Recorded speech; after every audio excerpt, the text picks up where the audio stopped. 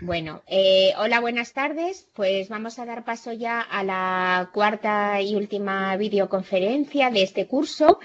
Esta se trata sobre la cardiopatía isquémica y el electrocardiograma.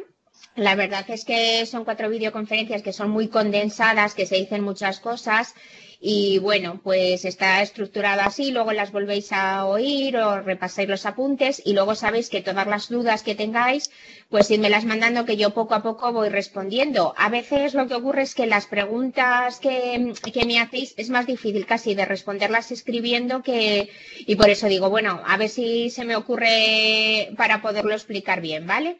Los ejercicios los voy corrigiendo, casi todos habéis hecho ya varios y algunos están muy adelantados, incluso hay una persona que ha hecho ya el test final y todo, o sea que nada, que enhorabuena por eso y porque sabiendo que son días así tan terribles, pues ahí estáis estudiando. Bueno, entonces, bueno, como introducción, pues sabéis que el electro, justo en la cardiopatía isquémica, pues es el, como si dijéramos, el método diagnóstico por excelencia, eso y la clínica. O sea que no necesitamos más, ni incluso estando en un centro de salud, ni en las urgencias, ni en un centro rural. Entonces, pues estos cambios en la cardiopatía isquémica tanto en el momento agudo como ya una vez pasado, pues se observan en el segmento ST y la onda T. Tradicionalmente se han diferenciado 3 conceptos, que son isquemia, lesión y necrosis. Y esto depende del tiempo el tiempo en que esté reducido el aporte de oxígeno al miocardio. Entonces, la isquemia, digamos, es cuando la reducción del aporte de oxígeno es menor de 20 minutos y el daño todavía reversible. Entonces, esto se manifiesta por alteraciones en la onda T. Es como lo más precoz. Cuando pasa un ratito más ya es lesión. Y la lesión, pues, es cuando este tiempo de déficit de oxígeno es mayor de 20 minutos y el daño todavía es aún reversible. Y ya los cambios se ven en el segmento ST.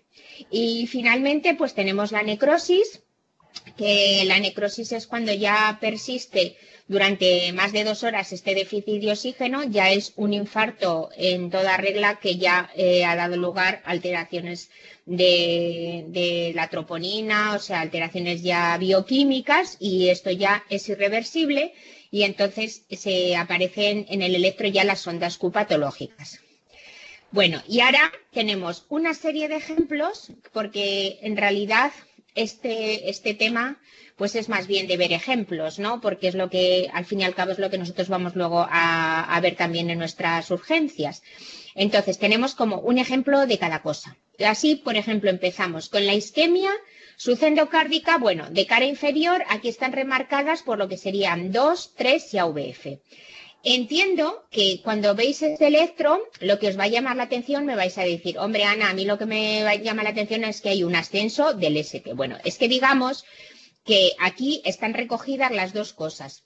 Lo que sería datos de isquemia, que la isquemia hemos dicho onda T y serían ondas T picudas, y luego ya, esto es OVF, y también a la vez el siguiente paso, que sería lesión. Entonces, aquí hablaríamos de que hay pues lesión, que es el ascenso del ST en cara inferior. Y estos, digamos que son las fases iniciales de un infarto agudo de miocardio con elevación del ST.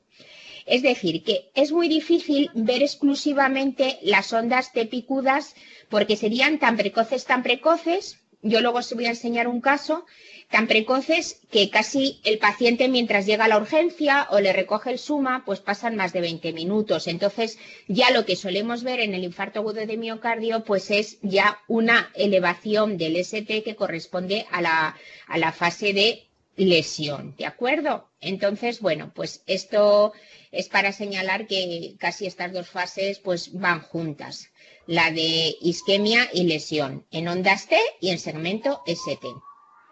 Vale. Y esto, por ejemplo, bueno, hemos hablado de la isquemia subendocárdica y ahora hablamos de una isquemia subepicárdica. La isquemia subepicárdica, para que se produzca, pues digamos que es como el daño el daño siempre empieza en el endocardio. Ya cuando llega al epicardio podemos decir que ya es transmural, es decir, que abarca toda la pared. Entonces, realmente, son cambios evolutivos que se van produciendo en caso de o sea, no nos lo solemos encontrar que esto se produzca en el momento agudo, sino que estas ondas TES pues van en la evolución y de las horas pues de una isquemia pues importante, ¿no? Ahora os lo voy a explicar con un ejemplo. Esto se ven unas ondas TES picudas, negativas, simétricas, que llaman mucho la atención y que cualquiera que lo ve, pues nada, ya si viene el paciente con dolor a la urgencia y demás, pues estamos hablando de un concepto de isquemia subepicárdica anterior. Y por ejemplo, no sé si habéis oído alguna vez, porque es que en los apuntes no lo tengo, pero luego, bueno, no lo tengo porque, no sé, quizá a veces no he abarcado todo y no lo he mencionado, pero cuando yo era residente, pues casi, no es que se empezara a describir, porque ya estaba descrito anteriormente, lo que se llamaba el síndrome de la amenaza de la DEA. ¿De acuerdo? Entonces, luego, a posteriori, me he dado cuenta que esto tiene un nombre que nunca había oído, que es el síndrome de Wellens, con W. Y que esto era, pues, este paciente que nos llega a la urgencia y que nos dice, he estado, como yo os cuento el caso real, 55 años, he cargado una alfombra porque iba a hacer un transporte de casa. Y me ha empezado a doler el pecho, que he tenido que dejar la alfombra, luego se me ha quitado y he ido a la urgencia. Entonces nos aparece que el paciente ya está estable y este electro. Bueno, pues este electro que mi jefe cuando hacía la residencia hace muchos años llamaba amenaza de la DEA, pues es una isquemia inestabilísima en el que casi 99,9% hay una lesión muy importante en la DEA proximal.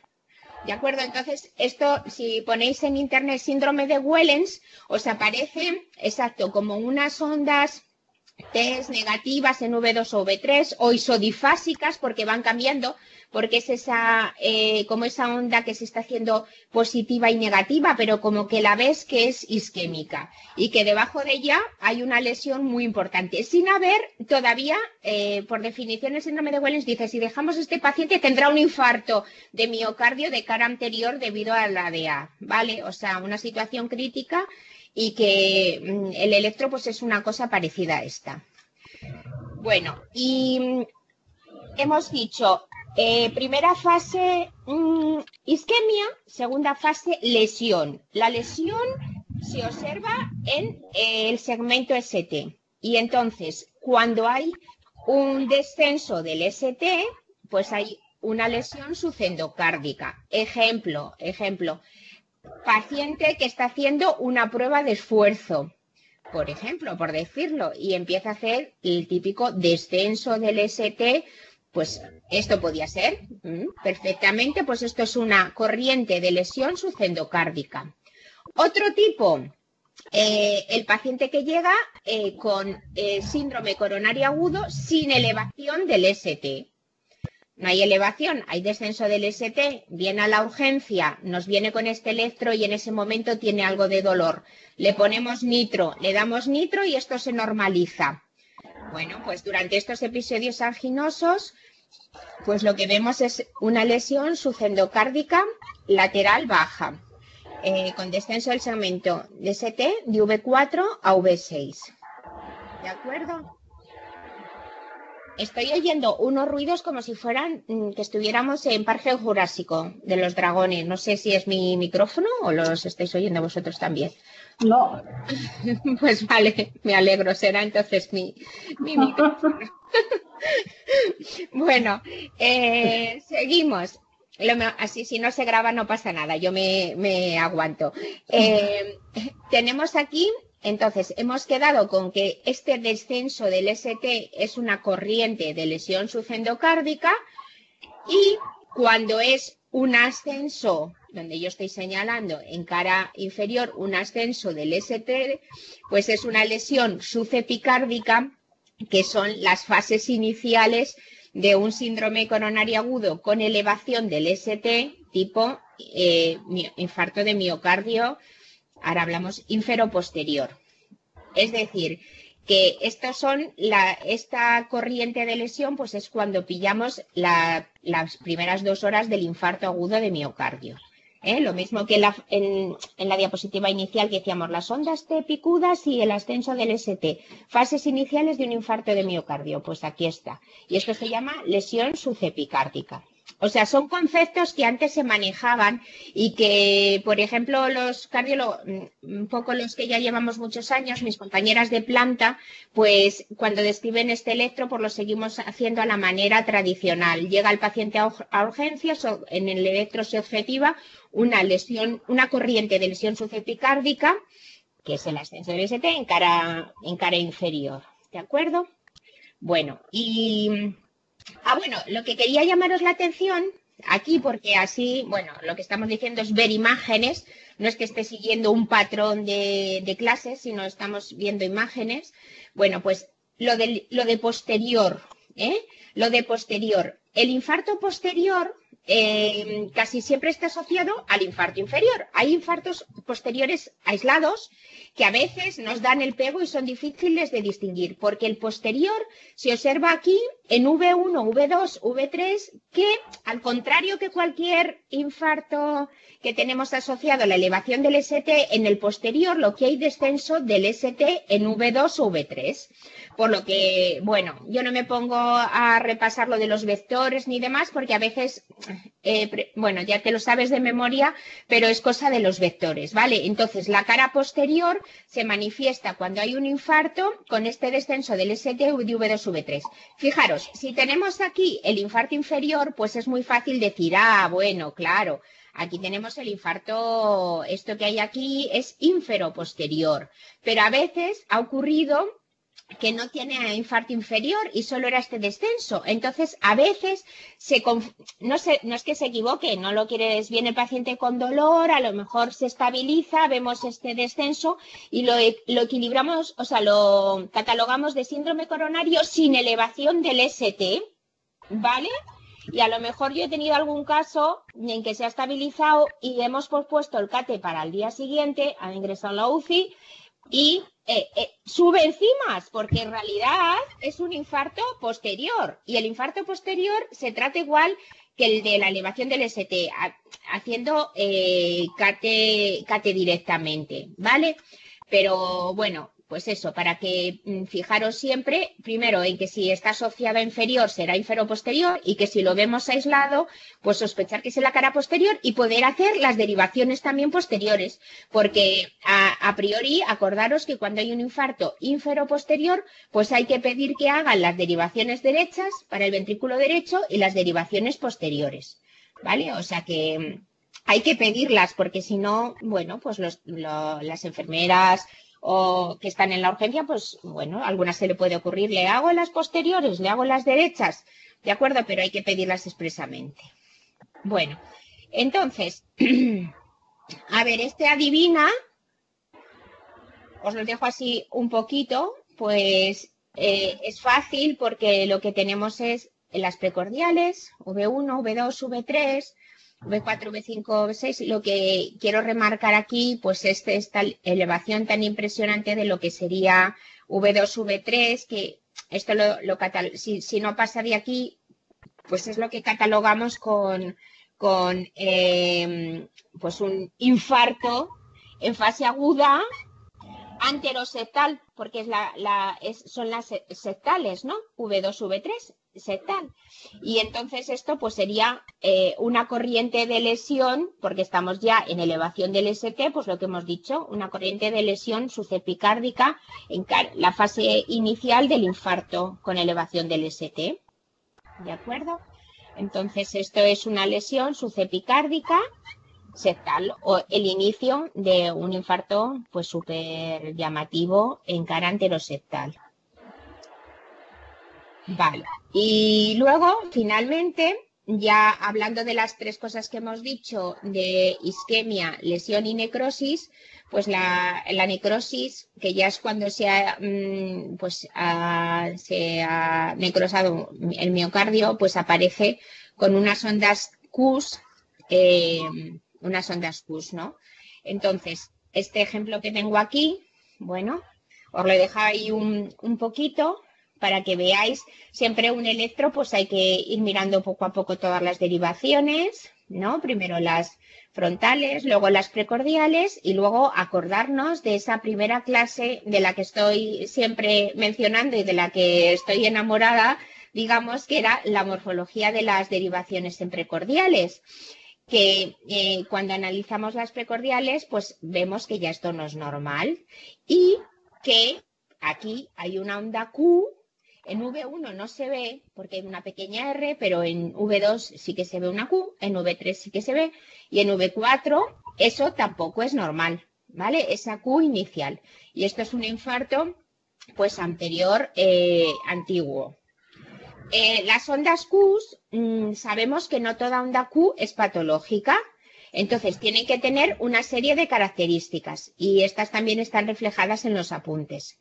Que la onda Q, para ser patológica, pues tiene que tener una duración, bueno, más de un cuadrito pequeño, 0,04 segundos, excepto en AVR, que la profundidad, bueno, pues tiene que ser superior a 2 milímetros o una relación QR mayor de 25%. Y ojo, porque a veces vemos una Q aislada en 3, que en 3 es normal, y entonces cuando hablamos de una Q patológica en 3, pues tiene que ser como más llamativa, ¿eh? Y esto lo vemos en consulta porque desde los centros de atención primaria, pues a veces nos mandáis pacientes pues para evaluar unas Qs que aparecen en un electro y que, bueno, pues no se sabe si son patológicas. Entonces, hay dos tipos, digamos, como de pacientes, que son esos pacientes que son un poco obesos o gorditos, que tienen el tórax así como elevado y entonces la Q aparece frecuente en 2, 3 y AVF y suelen ser posicionales, pero aún así está muy bien que lo mandéis porque suele corresponder pues con el típico paciente como es obeso, pues suele ser fumador, pues a veces se piensa uno, a veces ha tenido un infarto silente. Y luego otro motivo es cuando vemos la Q cuando veis la Q también en V1, V2, en que no llega más allá de V2 y también pues no se sabe si ha tenido un infarto anteroseptal y también es otro motivo de enviar a consulta. En realidad nosotros lo resolvemos bastante fácil porque pedimos un ecocardiograma. ¿Por qué? Porque si este señor es verdad que hubiera tenido un infarto que hubiera pasado desapercibido, pues por definición se tienen que ver si hay ondas Q, algunas alteraciones de la motilidad, bien en cara inferior o en cara septal. Entonces, bueno, así a priori, pues yo veo el electro y puedo pensar, bueno, tiene historia, no tiene historia o tiene más factores de riesgo, pero al final siempre lo resuelvo pues pidiendo un ecocardiograma, ¿de acuerdo?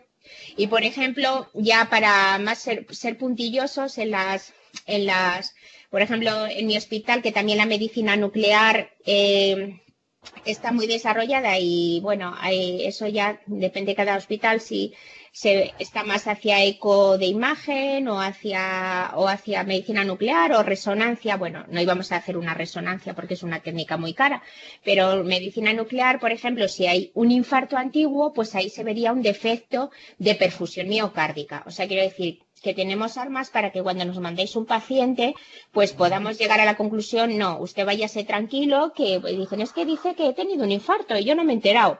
Pues a ver si es verdad que lo ha tenido o no lo ha tenido. Bueno, lo que estábamos diciendo era eso, que cuando, bueno, las ondas Q que hemos hablado, y aquí te dice lo de las ondas Q patológicas. Por ejemplo, en V5, V6, cuando hablamos al principio, pues sabéis que dijimos que puede, por la despolarización del septo, en V5 o 6 puede aparecer una mini Q en el complejo, pero es lo que yo llamo mini Q, que no llega a ser patológica, porque si eso es normal, si es minimísima, pero si ya es muy evidente, en V5 V6 pues sería también señal de un infarto pues anterolateral, ¿vale? Anterolateral bajo en V5, V6, o también si la hay en 1 y en AVL, que no tiene por qué haber Qs, ¿vale? Bueno, entonces, esto, bueno, se corresponde un poco con la anterior, que es que nosotros pues sabemos, bueno, vosotros cuando veis el electro, pues igual, ¿no? Si, ¿dónde están las Qs? Pues decís, pues esta es la región afectada. Entonces, de V1 a V3 sería anterosectal. Si es ya más central, V3, V4 es lo que llamamos anterior. V5, V6 sería lateral bajo, en 1 y en AVL sería lateral alto, y 2, 3 y AVF pues es lo que tradicionalmente llamamos inferior. Y luego aquí pues son cuáles serían las arterias, esta diapositiva también están los apuntes, que corresponden a estas regiones afectadas y a estas derivaciones. ¿De acuerdo? Y que en algunas, como sabéis, pues por ejemplo, no es 100% que la cara inferior siempre se irrigue por la coronaria derecha, sino que también puede ser la circunfleja. Por eso, en estos casos que tenéis aquí, pues tenéis dos arterias, porque a veces ambas dan ramas para los dos, para las mismas paredes, ¿vale? Luego tenemos aquí, lo siguiente que tenemos, por ejemplo, es una imagen que, bueno, quiero que os quedéis con ella porque esta imagen la he desarrollado después de realizar los apuntes, y como los apuntes ya están con el formato pues inicial formateados de esa forma, pues no la he metido, pero a medida que voy estudiando, haciendo más cosas, pues bueno, la presento aquí en diapositivas y luego también está colgada en el blog y demás. Y es una diapositiva que he modificado así en forma como bonita para que se vea mejor, y está tomada de Valles de Luna, que sabéis que es un cardiólogo pues bueno, muy famoso, muy importante, que sobre todo es catalán y que sabe un montón de electros y que toda la vida se ha desarrollado, vamos, él, pues lo que digo, que a veces no se necesitan otras armas terapéuticas, que sabe tanto de electros que solo con ver el electro, él sabe incluso pues dónde está la lesión, que eso pues es un cardiólogo clínico, ¿no? Que actualmente nos estamos olvidando un poco de la exploración y de ver el electro, y ya pedimos una resonancia directamente, ¿vale? Y se nos pasan cosas que con el fonendo pues todavía podíamos diagnosticar. Entonces, hay dos diapositivas porque las vamos a explicar aquí así más detenidamente, ¿no? Entonces, imaginaros que os llega un paciente a la urgencia y tiene la elevación del segmento ST en la pared inferior y derivaciones laterales, ¿vale? O sea, lo que se denomina la zona inferolateral, ¿de acuerdo? Entonces, lo vamos a ver por una elevación del ST en 2, 3 y AVF. Bien, entonces, si seguimos estos algoritmos, pues vamos a ver si la oclusión está o bien en la coronaria derecha, que puede ser proximal a las ramas del ventrículo derecho o distal a las ramas del ventrículo derecho, o sea, más proximal o más distal, o bien, si seguimos este algoritmo, la oclusión puede ser en la circunfleja proximal. Entonces, por ejemplo, así, una serie de puntos claves que nos dicen que vas más hacia la circunfleja. Una curiosidad, como yo llamo. Si nosotros estamos viendo la elevación en 2, 3 y AVF, cuando la elevación es mayor en 2 que en 3, es circunfleja. Esto, entendedme, a lo mejor luego llegamos esta noche al hospital y decimos, jolín, encima que esto lo ponía tal cual, esto es mayor porcentaje de casos, ¿vale? Pero que lo podéis decir, pues si es en 2 mayor que 3, probablemente sea una circunfleja, que es la elevación del ST mayor en 3 que en 2, ¿vale? Pues es más hacia una coronaria derecha. Por ejemplo, fijar qué cosa más tonta. Si la elevación en 2, 3 y AVF con 2 mayor que 3 se acompaña de una elevación en 1 y en AVL, que es por tradición la cara lateral alta, pues ya todavía más a favor de la circunfleja. porque se está afectando la pared lateral y la pared inferior. Fijaros que dos cositas tan sencillas de mirar en el electro que nos aparece en ese paciente, ¿vale? Que tenemos una elevación, como hemos dicho, en 3 mayor que en 2,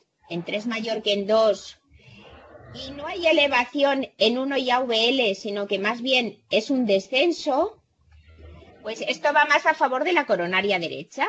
Y decimos, ¿pero qué será? ¿La coronaria derecha muy próxima o muy más distal? Pues lo vemos. Entonces, ¿qué mandamos a hacer? Mandamos a hacer, como siempre, en todo infarto inferior, las derivaciones derechas. Entonces, que vemos que en V4R, que es por definición la derivación que nos está 99% mirando hacia el ventrículo derecho y la vemos elevada en V4R, como está, entonces esto es que hay es un infarto inferior y del ventrículo derecho, con lo cual la oclusión de la coronaria derecha tiene que ser antes de que salgan las ramas del ventrículo derecho.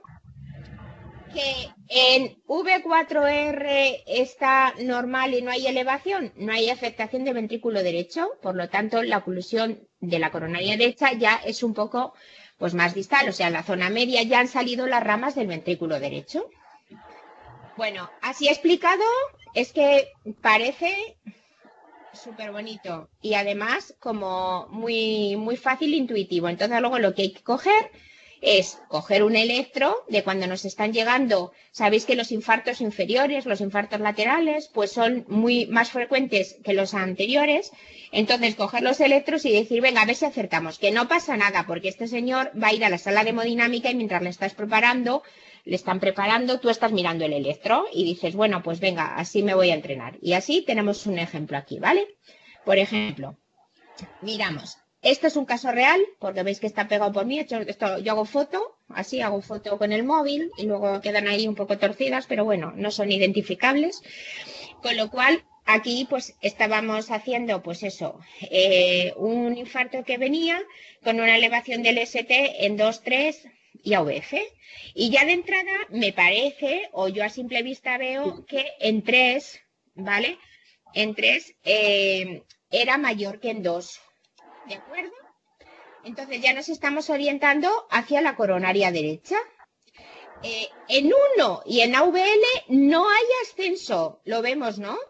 Porque ahora repetimos la diapositiva de antes. Bueno, ya, o sea, son dos cositas. Una, que me parece que es más elevación de 3 que en 2, y luego que no hay elevación del ST en 1 y en AVL, sino que es descenso. Lo volvemos a mirar. 2, 3 AVF, 1 y AVL, no hay ascenso, con lo cual me estoy orientando más hacia la coronaria derecha. Yo diría, oye, este ha llegado el SUMA, vamos a ver, o lo trae el SUMA y venís de médicos del SUMA. Pues llevamos un señor que tiene un infarto inferior y claro, a lo mejor pasáis de listillos, que parece que por el electro va a ser la coronaria derecha. Bueno, pues ya está, no pasa nada por decirlo tampoco, pero ¿qué hacemos? Incluso decimos, y ahora, para ser todavía más puntillosos, le hacemos las derechas. Y en V4R, que es estas, sabéis que las derechas hay que ponerlas derechas, porque luego no sabemos cómo son, porque es cambiar las derivaciones, pero hay que especificarlo. Pues aquí no me parece que esté la derecha elevada, ¿vale? Entonces, sería una coronaria derecha más distal a la salida del ventrículo derecho. Bueno, pues como a mí me gusta que contestéis cosas de forma anónima, porque os da, si yo ahora pregunto a los 4 que estáis presenciando, oye, venga, ¿qué es esto? Pues al principio eso de, venga, contesta, pues quizá os da, pues se pone uno más nervioso. Pues yo lo que hago, sabéis que son las encuestas estas que hago por internet, y entonces, pues la gente, vosotros respondéis, porque también, pues, gusta responder. Entonces, fijaros, entre las respuestas que puse, pues puse la coronaria derecha a nivel del ostium, la coronaria derecha media, la circunfleja proximal a las ramas de la primera obtusa marginal. Y no sabría decir si la coronaria derecha o la circunfleja, Bueno, en principio yo doy un tiempecito y luego ya, o sea, dejo 2 días, 3 días y la gente que quiere responde. Aquí respondieron 40 personas. Bueno, pues fijaros que el 50, hemos dicho que es una coronaria derecha, pero en vez de ser proximal a nivel del ostium porque no estaba afectado el ventrículo derecho, pues lo he dejado más a nivel de coronaria derecha media, que es lo que tenía el paciente. Bueno, pues vosotros estudiáis y estas cosas las habéis oído, porque la mitad de las personas que respondieron, 19, casi la mitad, pues contestó verdaderamente a la coronaria derecha media. O sea que esto es una cosa que ya se la sabía, que han estudiado los libros y que no es una cosa que estemos descubriendo ahora, pero sí que, bueno, pues un ejercicio de repaso pues también nos viene bien. Un 20% de personas, por ejemplo, pues no sabían decir, mirando el electro, si fuera la coronaria derecha o circunfleja, ¿de acuerdo? O sea que, bueno, pues si de los 45 que estáis haciendo el curso, pues 8 personas, que es el 20%, aprendéis esto ahora, pues mira, por contentos que nos damos todos y los que ya lo sabéis lo repasamos.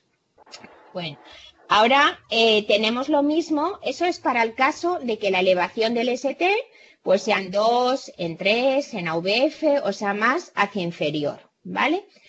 Y tenemos el mismo algoritmo, pero más complejo, porque este tiene 6 casilleros, ¿vale? No he podido hacerlo extensamente, entonces cada uno de estos, pues es como son seis posibilidades distintas, ¿vale? Pero también con pequeños puntos que son bonitos. Entonces, ahora lo que tenemos, el ascenso del ST lo podemos tener en derivaciones precordiales, en 1, en AVL, y es lo que se llama la zona anterosectal. Entonces, es como si dijéramos de lo más extenso un poquitito a lo menos extenso. Entonces, cuando vemos una elevación del ST que fuera en V1 a todo, a V4, V5, incluido en AVR, pues es una oclusión de la DEA muy proximal, muy al inicio, muy en el ostium. Y esto sería el infarto más extenso que podríamos decir, la zona anterosectal extensa. ¿Vale? Y entonces se caracteriza porque tenemos una elevación del ST en todas las precordiales, incluso también en AVR. ¿Vale? Mirad esta diferencia tan sutil con esta segunda, que la elevación del ST es en V2 a V5, V6 no hay elevación en V1. Bueno, pues en V1, si no hay elevación, es que la oclusión es en la DEA proximal, a la D1, pero ya ha salido la S1, que es la septal, porque la septal es la que irriga el septo, y el septo lo vamos a dejar como en V1 solo. Es decir, que si hay elevación de V1, sobre todo es el septo y sería aquí, en este caso, muy proximal. Todavía no ha salido ni la D1 ni la septal. Pero si en V1 es normal y la elevación comienza en V2, pues ya ha salido la septal. Entonces, pues se dice a menudo anterior extensa. Bueno, se riza un poquito más la cosa y bueno, pues hablamos también de cuando la elevación es el V2, V4, V5 y también miramos cómo está el ST en 2, 3 y AVF. Entonces, en ese caso, cuando también hay una elevación en 2, 3 AVF, sería una oclusión de la DA cuando ya han salido tanto la diagonal 1 y la septal, y es la zona apical. A mí esta es la que me resulta más en la cabeza más, digamos, me descuadra más, ¿sabes? La entiendo, ¿sabes lo que quiero decir? Que la entiendo menos. Así como esta las entiendo, esta quizás la que menos entiendo, ¿vale? Otro tipo. Imaginaros que la elevación del ST también es en V1, V4, V5 y también en cara inferior también está elevado. Pues esto es cuando ya ha salido la DA distal a la D1, pero proximal a la S1. Es decir, como está elevado en V1 es que no se afecta también el septo. Y esta también es muy sencilla y es la elevación exclusiva en 1 y en AVL. Elevación exclusiva en 1 y en AVL con descenso en cara inferior, que sería en descenso en espejo. Entonces, esto sería la zona anterolateral y entonces es cuando dentro de la DA es la rama de 1, diagonal 1. Bueno, y cuando ya llegamos al final, pues ya la elevación del ST en V1 y V2, pero hay descenso en cara inferior, entonces esto es una oclusión selectiva de la septal, porque está elevado V1, V2. Lo volvéis a repasar y luego hacéis ejemplos, porque luego no es tan difícil. Por ejemplo, mirad, en este ejemplo, lo que llama la atención, nosotros miramos el ejemplo y el ascenso del ST es en 1, en AVL, bueno, en V5, V6 parece que un poco también, pero básicamente es V1 y es de 1 y AVL. Entonces, si pasamos para atrás, esto que tenemos aquí sería una anterolateral limitada, que sería la elevación del ST en 1 y en AVL y el descenso en 2, 3 y AVF. Y esto es que solo está ocluida la D1, que es la diagonal 1, que sería la lateral. ¿Veis? Como luego sí que corresponde en los electros 1 AVL con descenso en 2, 3 y AVF. Es decir, lateral alta. Oclusión de la diagonal 1. Elevación del ST en 1 y AVL, descenso en 3, 3 y AVF. Bueno, el descenso cuando en 3 es mayor que en 2, pues eso, es una oclusión selectiva de la D1. Y así podéis ir recopilando todos los electros que os lleguen y bueno, pues ir viendo distintas, bueno, os he puesto lo más característico de cada una, ¿vale? Anterolateral limitada. Luego también, una cosa que quiero enseñaros, pues es cómo se demuestra la oclusión del tronco coronario izquierdo. Entonces, la oclusión del tronco coronario izquierdo, por definición, pues se caracteriza por lo que llamamos, o sea, como AVR, como que nadie la suele mirar. Bueno, pues justo cuando hay una elevación del ST en AVR es lo más peligroso del todo. Y hablamos de un tronco coronario izquierdo y luego hay una depresión extensa, un descenso extenso del ST, pero en 1, en 2, en V4, V6. O sea, que parece que está todo descendido, excepto la elevación del ST en AVR. Y esto es lo más grave que puede ocurrir. ¿Por qué es esto? También hay un artículo muy interesante que dice, pero ¿y por qué justo se manifiestan precordiales con descenso? También es cuestión de los vectores, ¿vale? Entonces se manifiesta, pues como este ejemplo. Una elevación aquí en AVR súper importante y un descenso. Aquí hay también un trastorno de base de conducción, pero hay un descenso sobre todo de V2, V3, V4, V5, V6 y este señor tenía un tronco crítico de los que hay que operar. Bueno, y a continuación ahora, pues como esta clase básicamente pues son casos y casos, ¿vale? Pues entonces vamos a ver distintos casos clínicos. Entonces, tenemos bastantes casos, ¿no?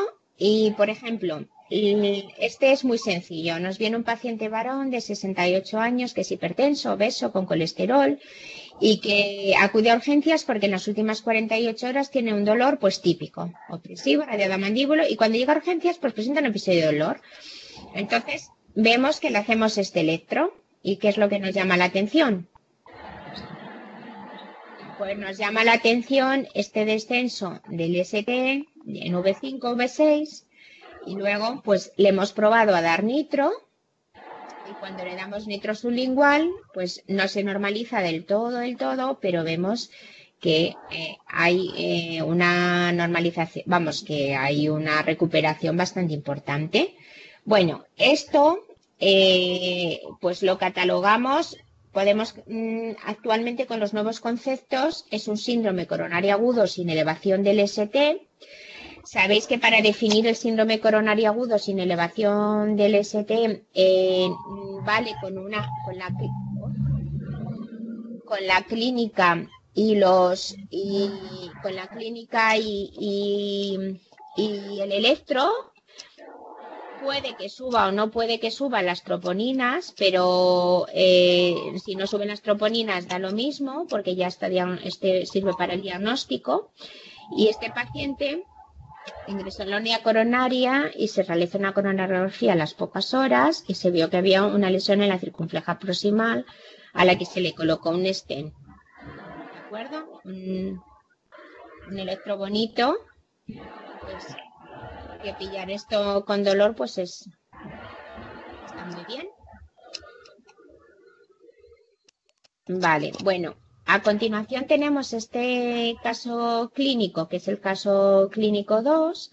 Y, por ejemplo, pues imaginaros un paciente que tiene también 68 años con sus factores de riesgo. Y bueno, pues esto creo que dolor torácico de 2 horas de evolución. Pues a nadie se le escapa que estamos en una elevación del ST. En todas las precordiales, en la cara lateral baja, lateral alta, ¿vale?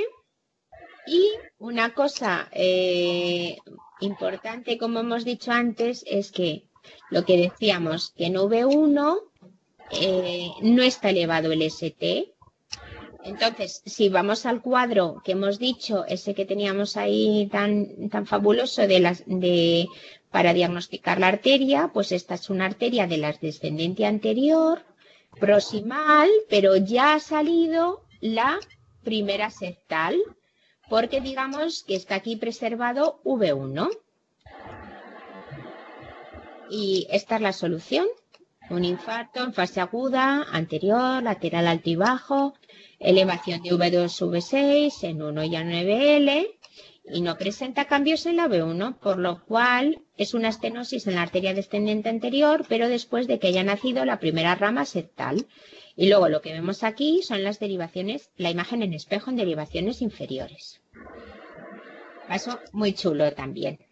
Este caso, como veis también, es una fotografía, entonces a veces no se ve muy nítida, pero como es tan bonito el caso, pues me gusta presentarlo porque sí que se llega a ver. Este es un caso que me ocurrió a mí estando de guardia, porque es un paciente de 50 años que estaba trabajando en su trabajo, ¿no? Y empezó con un dolor centrotorácico y avisaron al SUMA. Y este es el primer electro del SUMA. Entonces, el señor se estaba poniendo bastante malo. Entonces, mirad qué cosa más bonita. Aquí realmente no se ve tanta elevación del ST. Yo aquí pues no la veo. Entonces a mí el SUMA me llamó diciendo, llevamos un paciente con síndrome coronario agudo sin elevación del ST, porque lo más evidente es este descenso del ST, que hay en V4, V5, V6, pero que está muy malo. Y aunque sea un síndrome sin elevación del ST, vete llamando a hemodinámica porque no nos gusta nada la pinta. Como era un horario de comida y los hemodinamistas están de guardia 24 horas, pero se pueden ir a casa, pero yo dije, oye, parar, no os vayáis ahora, que va a venir un señor, ¿no? Se podía haber ido y luego avisar, ¿no? Pero bueno, esperaron y este es el electro en las urgencias del hospital. Vale, entonces, cuando llegó, este es el del trabajo y este es el de la urgencia. Entonces, aquí, ya que se ve más evidentemente, pues se ve la elevación del ST en V1 y V2. Se sigue viendo esto, aunque no llama tanto la atención, y entonces pero se ve más esto, con lo cual ya era un síndrome coronario agudo con elevación del ST. Y este caso me gusta presentarlo porque esto es lo que yo os he dicho de la fase precoz, muy precoz, de detectar un síndrome coronario agudo con elevación del ST, que no hay primero lesión. La lesión apareció, la corriente de lesión, que es lo que hemos explicado antes, isquemia y lesión. La isquemia, que afecta a las ondas T, es en una fase tan precoz que aquí no se veía todavía lesión y elevación del ST. Apareció un poco más tarde, ¿veis? Y por eso, como esta fase tan precoz es muy difícil de pillar, pues me gusta mucho este electro, ¿vale? Y cómo surgió la historia. Bueno, pues este señor ya directamente con este electro de urgencias ya le estaban los hemodinamistas y efectivamente se trata de un síndrome coronario con elevación del ST y que vieron que había 2 lesiones críticas en la vía proximal, con bastante compromiso del flujo distal y se le puso un stent farmacoactivo en la vía proximal y luego se abrió lo que sería solangioplastia sin stent en el segmento medio. Este señor luego estuvo ingresado, evidentemente, y vemos aquí cómo va un poquito la evolución, ¿vale? Esto ya es el electro estando en planta 48 horas después de bajar de la UCI.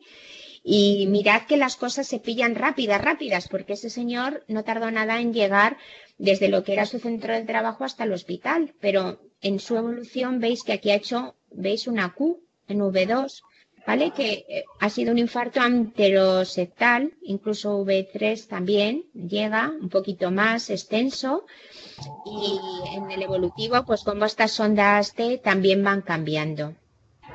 ¿De acuerdo? Bueno, el siguiente caso, pues es observar esto, que lo que más nos llama la atención, pues es la corriente de lesión o la elevación del ST en 2, en 3, en AVF. Y luego, esto es también lo que os he dicho. Aquí os orientaríais muy bien a lo que es la cara inferior y además vemos que en 3 es más elevado que en 2, con lo cual nos está orientando más hacia la coronaria derecha. Y luego que no perdáis de vista las precordiales, este descenso tan importante en V1, bueno, y V2, porque esto es un infarto ínfero, también posterior y de cara lateral baja, ¿vale? O sea que, bueno, pues diagnóstico, pues un infarto inferior con elevación de 3 mayor que en 2, porque la coronaria derecha, la extensión del infarto a la cara posterior por ese descenso, ¿vale? En V1, V2 y también, pues, infarto con la región lateral en V5 y V6 con el ST elevado ahí, ¿veis? Y esto era una coronaria derecha, o sea que fijaros también que electro, bueno, pues tan llamativo. Esto que pongo aquí, curiosidad, como ya lo he repetido varias veces, pues es simplemente para resaltar que siendo aquí en 2, 3 y AVF una misma elevación del ST en cara inferior, 2, 3 y AVF, pues en este caso, que en 3 es mayor que en 2, sería de coronaria derecha, y en este caso, en que la elevación es en 2 mayor que en 3, pues sugiere más hacia circunfleja. Estos son sacados de la literatura, ¿vale? O sea que estos no son electros míos, sino que ya, no sé, como rebusco en todos los sitios, pues los he sacado de algún libro, de alguna cosa, y entonces, bueno, te lo ponía a ellos así, pues para resaltar, pues eso, esas diferencias tan sutiles que incluso viendo 2, 3 te puedes saber que la arteria es la derecha o la circunfleja. Bueno, en este otro caso, bueno, pues si nos fijamos, pues esto no es normal, ¿no?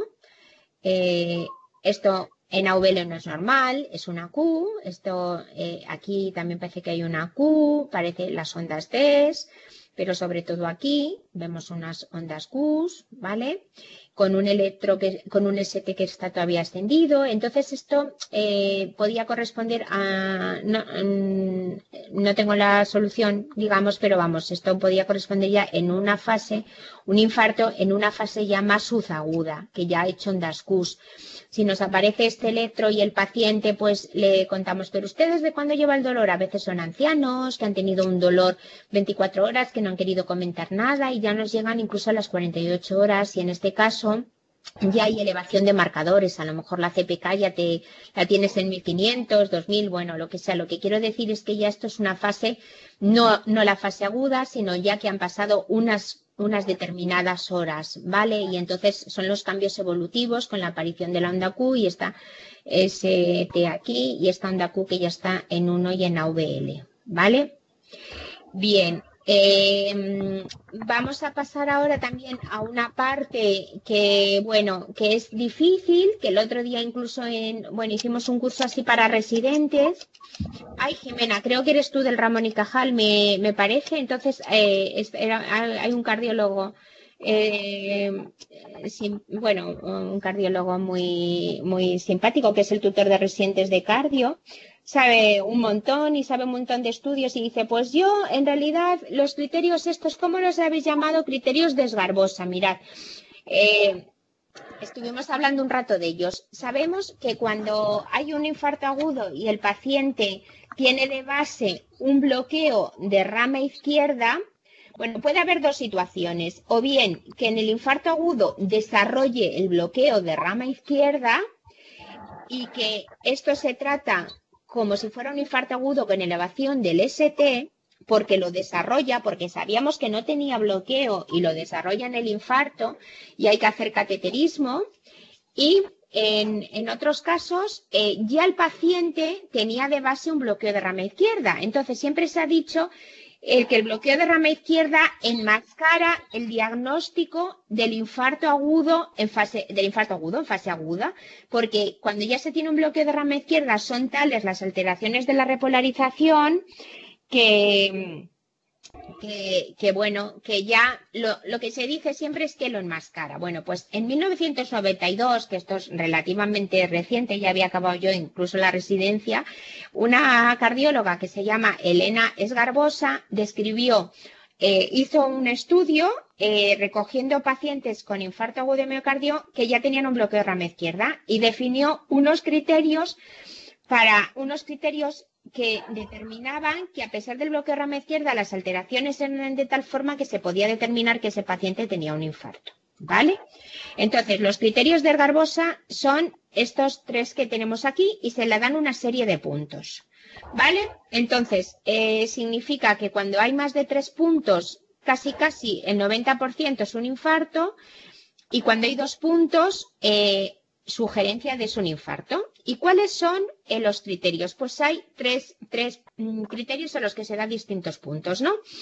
Entonces, mirad, dice, la elevación del ST, si es más de 1 milímetro, concordante con el complejo QRS en una o más derivaciones. Concordante significa que tanto el QRS como la elevación del ST están hacia el mismo lado. Bueno, pues cuando vemos que hay una elevación del ST que es concordante, pues si está elevado 1 milímetro, ya sería 5 puntos. Dice, donde el QRS es predominantemente positivo. ¿Vale? Luego vemos un ejemplo. Bueno, siguiente, ya con 5 puntos ya sería un infarto, ¿vale? Porque es con una alta especificidad. Seguimos. Puede ocurrir que lo que haya es un descenso del ST en V1 y V3. Bueno, pues este descenso en V1, ojo, V1, V2, V3, si este descenso tiene que ser mayor de 1 milímetro, sería ir raspando los 3 puntos. ¿Vale? Y si la elevación del ST es opuesta al QRS, en aquellas derivaciones donde el QRS es negativo, pero el ST es al contrario, pues esta elevación tiene que ser muy, muy alta, tiene que ser al menos de 5 milímetros. Es decir, cuando hay una elevación del ST mayor de 5 milímetros discordante, es decir, oponente al complejo QRS, que es excesiva, que nos choca, pues se le dan 2 puntos. Lo vamos a ver con un electro porque tengo un electro de un caso real. Es decir,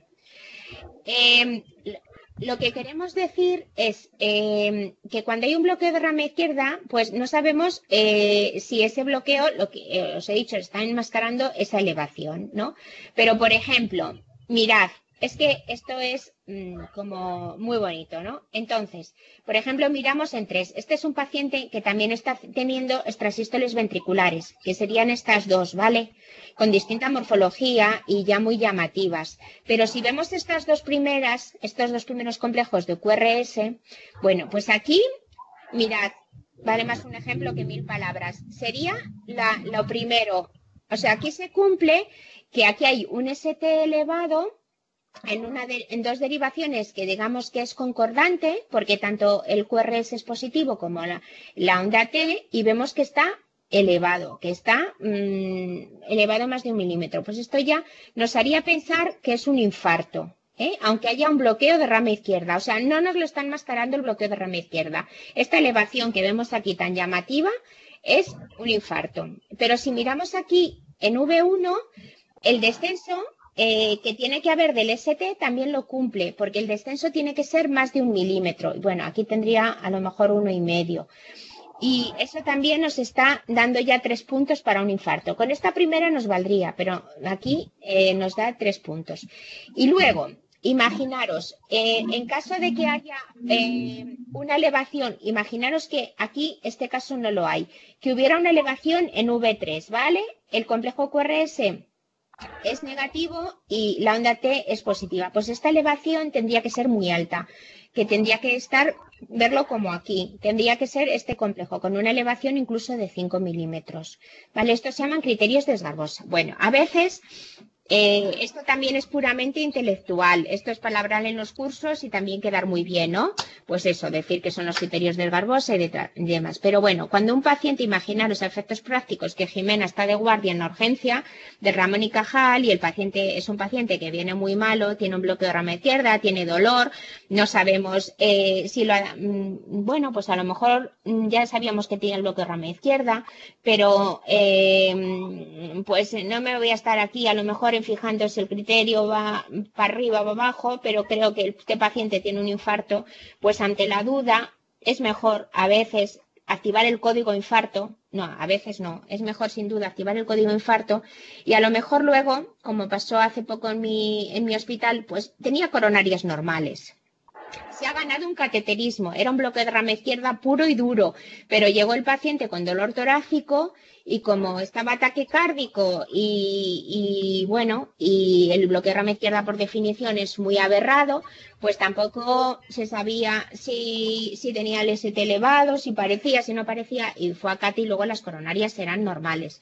Pues a veces estos son lo que da lugar a cateterismos en blanco, que llamamos nosotros, pero ante la duda es mejor que este paciente no se quede en la urgencia toda la noche, por ejemplo, seriando encima, a ver qué pasa, a ver si luego se elevan dentro de 6 horas, ¿vale? O sea que sí, muchas veces el punto de vista clínico pues está por encima pues de criterios que a veces pues cuando los estudias en frío, yo me cogí los electros de este paciente luego y digo, anda, mira, pero si cumple los criterios de Sgarbossa, si es verdad que estos criterios se aplican, bueno, pues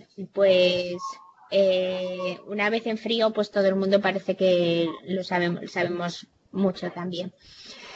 Y bueno, pues hemos hablado del bloqueo de rama izquierda y que nos puede enmascarar el infarto y lo que no nos enmascara el infarto es el bloqueo de rama derecha. O sea que cuando un paciente tiene de base un bloqueo de rama derecha, cuando vemos la elevación del ST, pues ese es un infarto. Y por ejemplo, si yo ahora os pongo este electro y no os digo nada, pues puede ser que todo el mundo sea capaz de decirme que este es un paciente que tiene aquí una elevación del ST, pero que ya también tiene unas ondas Qs en toda la cara anterior, con lo cual ya es un infarto un poquito más en fase, como hemos dicho, subaguda, de 12 o 24, entre 12 y 24 horas de evolución, porque persiste con una elevación o sus ondas Qs, pero a lo mejor lo que no nos hemos llamado la atención es que esta onda que hay aquí, esta es una onda que es la segunda R de un bloqueo de rama derecha. O sea que este paciente es un paciente que ha tenido un infarto y previamente, o desarrollado ahora, ha desarrollado un bloqueo de rama derecha. Y esto que se ve aquí es una R', es la R segunda del bloqueo de rama derecha. ¿Por qué? Porque con el infarto ha perdido la primera. ¿Os lo imagináis en la clase de los bloqueos que vimos? Que era un complejo R, S, R', pues ha perdido la primera R, nos han aparecido las Qs y esto es la segunda R del bloqueo de rama derecha. Vale, entonces, había que interpretarlo como un infarto en fase aguda en paciente con bloqueo de rama derecha. Bueno, creo que os ha parecido, creo que interesante, ¿no? Este tipo de ejemplo. Bueno, y ya estamos acabando, ya nos quedan, nada, poquitas diapositivas, nos quedan 3. Y esta es otra de las complicaciones que puede ocurrir en el infarto. Nos llega un paciente que está muy malito, que viene bradicárdico, que aquí tenemos la derivación y la derivación 3, la 2 y la 3, AVR, AVL y AVF, entonces que bueno, que vemos aquí unas ondas PER, vemos que está bloqueado, ¿vale? Viene muy bradicárdico, tiene una disociación AV, porque no, por ejemplo, esto que podía ser un PR no, porque aquí no se ve, entonces hay una disociación auriculoventricular, estas serían las ondas PES y por otra parte salen estos complejos y es una elevación del ST que se ve en cara inferior, ¿vale? Los infartos de cara inferior que aparecen con bloqueados. Este paciente también es un caso de, pues no hace mucho, no hace mucho, el tiempo pasa rápido, en septiembre del 2016, que estaba yo de guardia también y se llevó directamente a la sala de cate y aunque está con dolor y muy malo, como esto va a dar lugar a hipotensión, bradicardia y ponerse malísimo, antes de iniciar el cateterismo en la misma sala de hemodinámica, pues lo primero que hay que actuar es poner un marcapasos, ¿vale? Un marcapasos transitorio. Porque luego cuando ya se revasculariza y al cabo de unos días normalmente se consigue retirar el marcapasos transitorio, porque como has actuado rápido la revascularización vuelve y entonces pues el nodo vuelve a funcionar, ¿veis? Entonces esto ya fue cuando pasó a la UCI también, después de abrir, era una coronaria derecha, entonces vemos unos latidos estimulados con marcapasos, otros latidos propios, ¿veis? Aquí por ejemplo en la tira, marcapasos, bueno, un propio aquí, que es una P, que yo no sé si esta conduce, ¿vale? Porque no parece que es largo, pero bueno, que iba compitiendo y pasados ya unos días se consiguió quitar también el marcapasos transitorio, ¿de acuerdo? Otro caso de las complicaciones arrítmicas, en este caso, bradicardia, bloqueo en el seno de infarto. Y finalmente, la última diapositiva, pues es una diapositiva también bastante espectacular porque esto es, bueno, los infartos inferiores no son tan benignos. O sea, ni que sea anterior ni que sea inferior, el otro es inferior con bloqueo y le estaban haciendo en ese preciso momento el electropaciente con esta elevación tan importante en 2,3 AVF, ¿vale? Y en ese momento hizo una fibrilación ventricular, que entiendo que al estar haciéndose un electro de 12 derivaciones estaría en un servicio pues con un desfibrilador a mano y bueno, saldría para adelante, pero otra de las complicaciones, ¿verdad? Y que da lugar, pues esto si lo coge, por ejemplo, este paciente en la calle o yendo como pasó hace poco que iba a meter la llave en el coche y ahí cayó el señor, además muy cerquita de un centro de salud, pues a veces no se puede sacar para adelante. Esto sería casual que se estaban haciendo ese electro y así, pero que así debutan algunas, son muertes súbitas. Y bueno, pues nada, después de esta serie de casos que yo creo que son también interesantes, pues vosotros iréis viendo muchos más y os animo a que los vayáis coleccionando y también luego pues A lo mejor podemos hasta ponerlos en común y demás. Y no sé si tenéis alguna pregunta, porque bueno, al ser los electros, pues cada electro da lugar a una pregunta, pero bueno, no sé si tenéis alguna cosa que contar, alguna cosa. Pues hay que mirarlos y concentrarse bien para identificarlo todo, ¿eh? Sí, de todas formas, yo creo que la clase de cardiopatía isquémica es como la que más gusta, porque es como la más evidente, la que todos sabemos de la elevación del ST, y es una de las clases y de electros más bonitos, quizá más que las taquicardias supraventriculares, incluso lo veo por los ejercicios, ¿no? Os explayáis en la de los infartos y tal, y sin embargo, pues yo qué sé, la de la taquicardia esa supraventricular, la hemos repetido, la que es esa no común, la que hablamos, pues luego son difíciles de ver, ¿vale? Pero bueno, Jimena o Mona Lisa o Monisiles, Mónica, Mona Lisa, me ha gustado. Bueno, pues nada, si tenéis alguna cosa. No, yo quería solo comentar que Antonio Valles de Luna, al que he conocido muy bien, fue presidente de la Federación Mundial del Corazón. Claro, claro que tú conoces a todas estas personalidades, es verdad. Claro, al estar en la Fundación Española del Corazón, pues le conozco muy bien, es de Vic, catalán.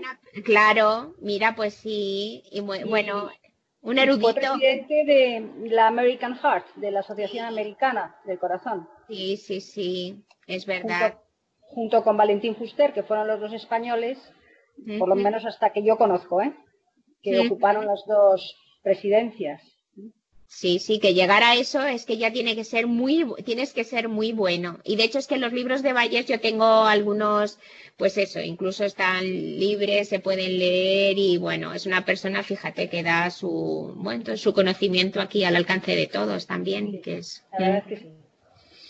Bueno, pues nada, está muy bien pues también. Muchas gracias. Vale. Muchas gracias. Vale. Muchas hasta gracias otra a vez. todos. Bueno.